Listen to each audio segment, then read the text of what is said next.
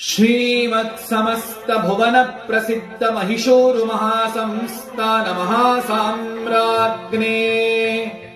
श्रीमत्कर्णाटदिव्य रत्न सिंहासन स्थित पट्टाग्रमहीषे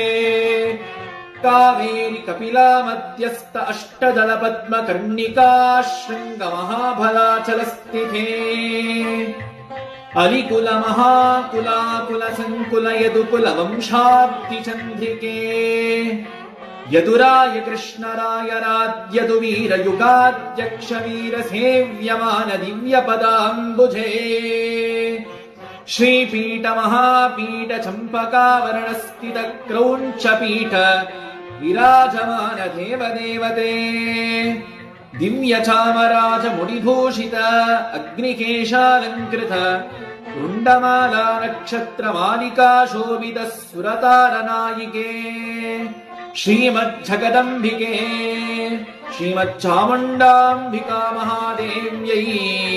पराको पराको बहुपराको।